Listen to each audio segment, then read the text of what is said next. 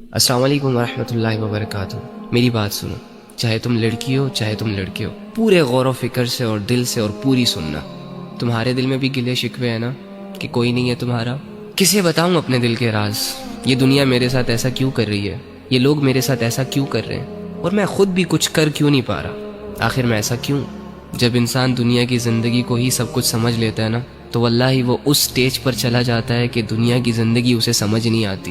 Any how, تو ایک کام کر، آج رات جب سب سو جائے نا تو چھپکے سے اٹھنا، کسی کو کانوں کان خبر نہیں ہونی چاہیے، اور سب سے الگ تھلگ ہو کر جا نماز پکڑ، بچھا اور اس پر کھڑا ہو جا، ہاتھ باندھ، آنکھیں بند کر، امیجن کر کہ تیرا رب تیرے سامنے کھڑا ہے، وہ رب جس کا تو بندہ ہے، اور اسے اپنا سب کچھ مان، اور یہ تصور کر کہ آج میں اپنے رب کو اپنی حالت دکھانے آیا ہوں، آج میں اپنے رب سے اس دنیا کی شکایتیں کرنے آیا ہوں، آج میں اپنے رب سے دل کے راز بیان کرنے آیا ہوں۔ 2 رکعت نفل نماز پڑھ، اور نماز پڑھنے کے بعد جھولی پھیلا دے، ہاتھ اٹھا دے، بچھا دے خود کو، اور دل کی گہرائیوں سے پکار اپنے اس رب کو جو تیرے دل کے حال کو جانتا ہے، جو تب بھی تیرے ساتھ تھا جب دنیا تیرے ساتھ نہیں تھی، جو تب بھی تیرے ساتھ تھا جب دنیا تجھے جانتی نہیں تھی، اور جو آج بھی تیرے ساتھ ہے۔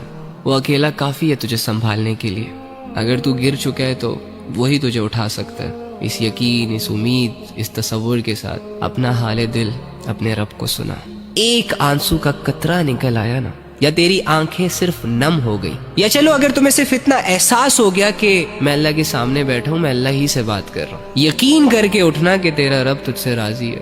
اللہ کے سامنے کھڑے وہی ہوتے ہیں جن کو اللہ کی ضرورت ہوتی ہے۔ تو اللہ کے بندو، آپ کے مسئلے کس نے حل کرنے ہیں؟ عاملوں نے؟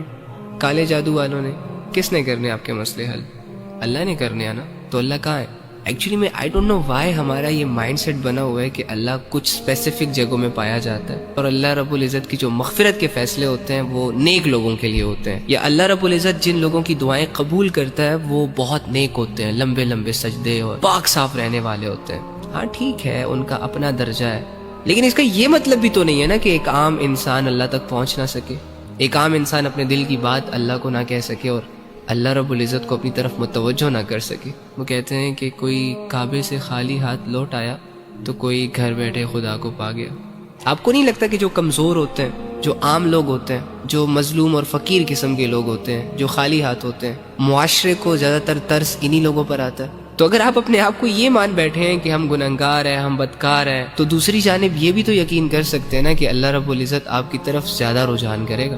اللہ کے بندو، اللہ کہہ رہے میں تمہارے شارک کے بھی قریب ہوں۔ اس اللہ سے اپنے مسئلے حل کرواؤ جو اللہ ساری زبانوں کو سمجھتا ہے، جو اللہ دل کے حال کو جانتا ہے۔